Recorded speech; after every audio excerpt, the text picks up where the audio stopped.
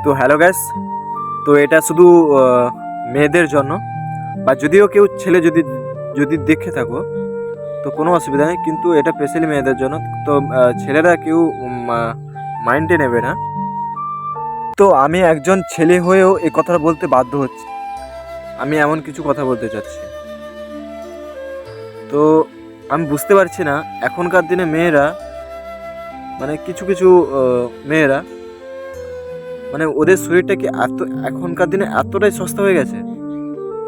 তো কেন বলছি এটা, তো আমি কালকে আমাদের একটা পিকনিক ছিল, মানে বন্ধুর বাড়িতে একটা ফিস্ট করেছিলাম। তো এখান থেকে বাজার করে যখন আসছিলাম, তো তখন দেখলাম একটা মেন রোডের সাইডে, আমাদের মেন রোডের সাইডে, তো একজন ছেলে একটা মেয়ে। তো ও পুরো ফাঁকা রাস্তায় আছে, মিনিমাম কত 7টা 7:30টার দিকে হবে।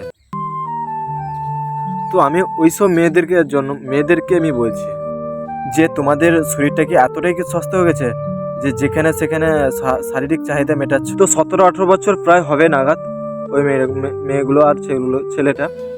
তো এইসব মেয়েদের জন্য মেয়ে সমাজটাও নষ্ট হয়, মানে খারাপ চোখে দেখে সবাই। আর এইসব ছেঁচড়া ছেলেদের জন্য তো ওদেরকেও, মানে ছেলেদের বদনাম হয়েই থাকে। মানে কেউ আর নিজের আসল যে ভালোবাসাটা সেটা আর কখনো কোনো সময় পূর্ণতা পায় না। তো আমি একটা কথাই বলতে চাই যে যে তোমাকে যে মানে যে ছেলেটা তোমাকে মানে রিয়েল লাভ করবে, তো ও কখনো কোনো সময় তোমার শরীরটাকে দেখে লাভ করবে না।